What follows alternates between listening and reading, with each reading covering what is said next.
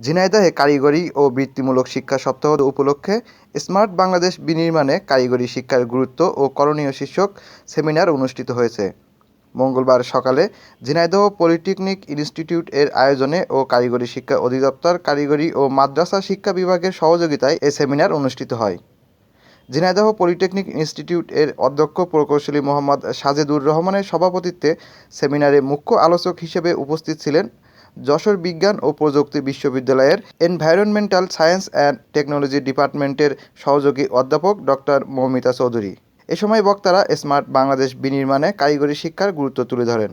আমি মাঝে মাঝে আমাদের যে ছেলেরা দলাদলি করে ওদেরকে বলি, আমার বঙ্গবন্ধুর কথা তোমরা বলো, তার রাজনীতি তোমরা করো।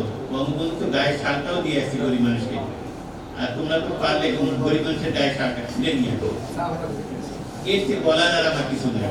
এই জন্য আমি অনেক সময় ওদের কাছে বিতর্কিত হই, কিন্তু আমি যেহেতু শিক্ষকতা পেশায় আসছি, সাহসের কমতি নাই। এই জন্য আমাকে মাঝে মাঝে বিব্রত হতে হয়। তো এটা আমরা শিক্ষক যারা আছি তারা ভালোভাবেই জানি। আমরা চাই এই জায়গা থেকে উত্তরণ। আমরা এই জন্যই সবাইকে এখানে আনছি, অনেক গুণীজন, অনেক প্রতিষ্ঠানের মাথা আমরা নিয়ে আসি, সবাইকে কথা বলতে দিতে পারিনি, পারলে ভালো হতো, আরো অনেকগুলো ভালো ভালো কথা হয়তো আসতো। তা আমরা আগামীতে আরো আমাদের বড় বড় প্রোগ্রামের সুযোগ আছে। সরকার কারিগরি প্রতিষ্ঠানগুলোর প্রতি যথেষ্ট নজর দিচ্ছে।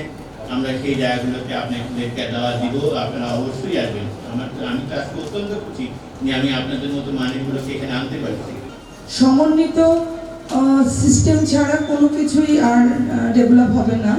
কারণ আমরা যে শিক্ষা প্রতিষ্ঠানে আমরা কর্মরত, আমাদের ছাত্রছাত্রীকে যেখানে পাঠাই সেটাই হচ্ছে বিভিন্ন ধরনের এই যে ইন্ডাস্ট্রিগুলোতে।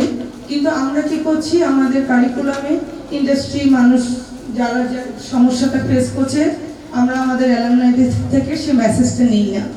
এই গ্যাপ পূরণ করার লক্ষ্যেই কিন্তু এই আয়োজনগুলো।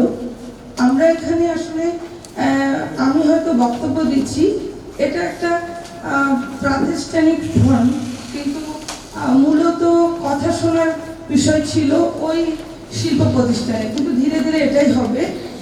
আমরা শুধু প্রথম দিকে কিছু কার্যক্রম করছি যেখানে নেটওয়ার্ক মেনটেনের জন্য।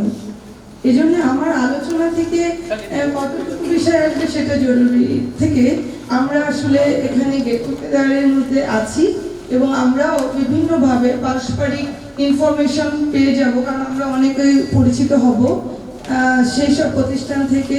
ব্যক্তিগতভাবে প্রাতিষ্ঠানিকভাবে বিভিন্ন তথ্য নিব এবং এই তথ্য নিয়ে এগুলো থেকেই কিন্তু সরকার বিভিন্ন মেসেজ পাবে।